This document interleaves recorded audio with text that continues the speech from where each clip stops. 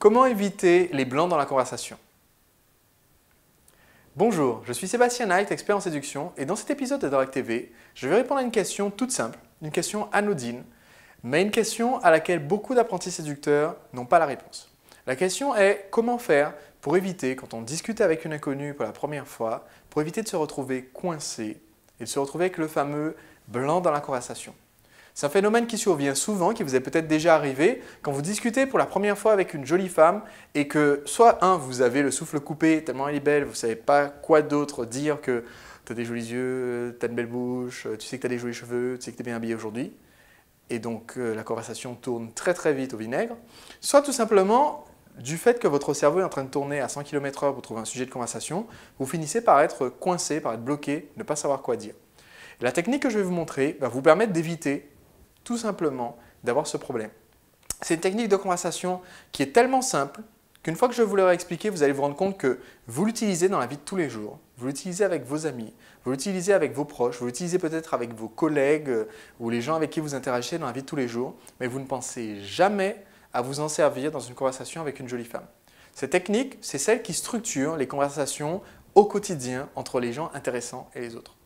Cette technique s'appelle QNQ. Question, narration, question. Le principe est simple. Quand on est en train de discuter avec quelqu'un en général, pour permettre à cette personne de rebondir dans la conversation, il faut éviter le premier piège qui consiste à être la seule personne qui parle. Et ça arrive souvent quand on a tendance soit à être stressé, donc bavard. Je sais que c'est le cas de certaines personnes qui vont justement parler de plus en plus vite, parler, remplir 80% de la conversation à eux tout seuls et du coup, l'autre n'a rien d'intéressant à dire. Le défaut que vous avez dans ce cas-là, c'est que quand vous avez passé votre temps à parler de vous ou à parler tout court, eh bien, au bout d'un moment, elle n'est pas du tout impliquée dans la conversation et donc elle va vous répondre par monosyllabe, par ouais.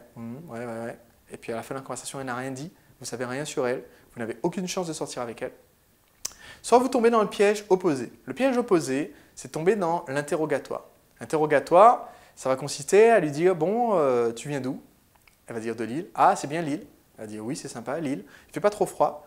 Oui, ben non, il ne fait pas trop froid. Ah, ok. Et c'est une ville plutôt étudiante ou bien une ville où on peut sortir tranquillement le soir? Elle va dire ah, plutôt étudiante, mais on peut quand même sortir le soir. Ah ouais, et tu sors souvent? Et là, au bout d'un moment, elle commence à en avoir marre. Donc les réponses deviennent de plus en plus courtes. Et au bout d'un moment, ces réponses deviennent juste oui et non, même quand vous posez des questions ouvertes. Et sinon, qu'est-ce que tu fais la semaine prochaine? Non. Et là, vous savez que c'est la fin de votre conversation. Donc maintenant, vous connaissez les deux pièges. Pas de questions, pas d'interaction avec elle, ou trop de questions, vous ne faites que des questions, vous n'apportez rien de personnel. Le défaut que vous avez, si vous avez tendance à avoir des conversations comme ça qui finissent par réponse monosyllabique, bon, et elle s'en va, c'est que vous n'apportez rien dans la conversation. Je veux dire, elle sait déjà où est-ce qu'elle vit, elle sait déjà si c'est bien, elle sait déjà s'il fait chaud ou froid, elle sait déjà si on sort souvent, elle sait déjà ce qu'elle fait ce week-end. Donc, ça ne lui apporte rien de discuter avec vous si vous passez votre temps à poser des questions.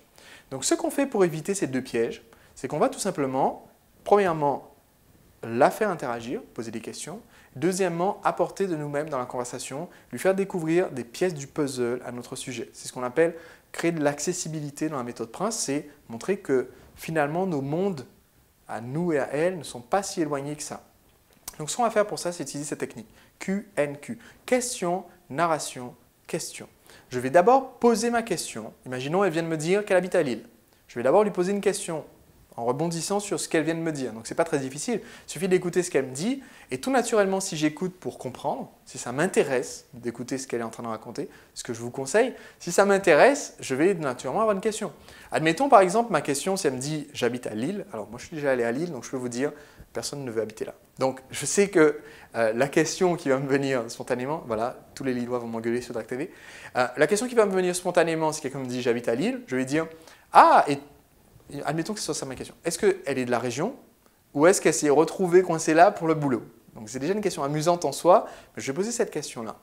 Maintenant, au lieu de me contenter d'avoir posé la question, je vais apporter quelque chose à mon sujet et faire cette phase de narration. Donc QN, narration, ça va consister à dire, donc je viens de lui dire, est-ce que tu viens de débarquer, est-ce que tu as toujours été de la région ou est-ce que tu t'es retrouvé coincé là pour le boulot? Parce que Je suis déjà allé régulièrement à Lille, j'ai des clients qui sont là, j'ai déjà animé un séminaire là-bas et je me suis vite rendu compte que les gens du Nord sont absolument fiers d'être dans le Nord et tous les gens qui vivent dans le Nord et qui ne sont pas venus de là, et c'est à cause du boulot qu'ils sont retrouvés là à cause d'une mutation. Ok, j'ai juste dit ça, ça m'a pris 2 phrases, mais ça lui a permis de découvrir que 1, je suis déjà allé à Lille, 2, j'ai organisé des séminaires, donc j'organise des séminaires, 3, j'avais des clients, donc peut-être j'ai une entreprise, ou je suis commercial, ou je suis dans un poste commercial. J'ai dévoilé quelques petits éléments sur le puzzle qu'est ma vie. Donc elle en sait déjà un tout petit peu plus à mon sujet. Je n'ai pas besoin d'en faire des tonnes, j'ai juste dévoilé quelques petits ingrédients, j'ai apporté quelque chose dans la conversation. Donc j'ai posé ma question, j'ai fait ma narration, maintenant le retour de la question, c'est ce qui fait QNQ. Maintenant je vais lui dire, après avoir terminé mon histoire, donc je dis voilà, soit les gens sont arrivés là en ayant une mutation à cause du boulot et ils ont l'intention de se barrer dans 3 ans ou dans 5 ans dès qu'ils auront trouvé un autre poste. Alors, qu'est-ce qui t'est arrivé? Comment tu t'es retrouvé là? Voilà, j'ai rebondi sur ma question. Quand vous faites ça, vous allez vous rendre compte que vous pouvez converser avec quelqu'un jusqu'à la fin des temps.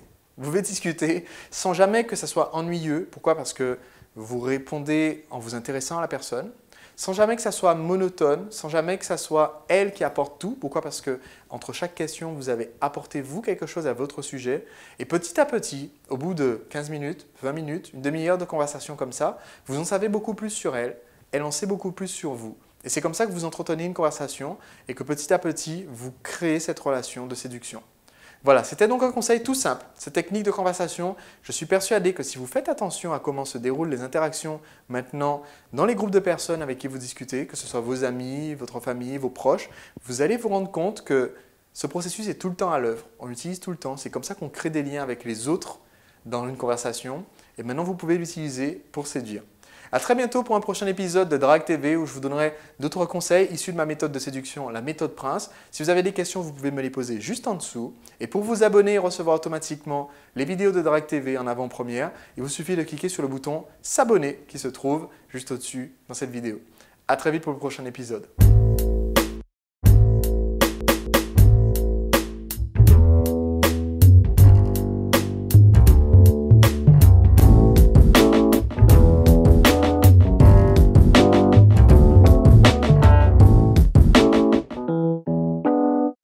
Au fait, j'ai failli oublier, mais c'est très important. Aujourd'hui, on est le 13 juillet, ce qui veut dire que demain est un jour férié. C'est la fête nationale.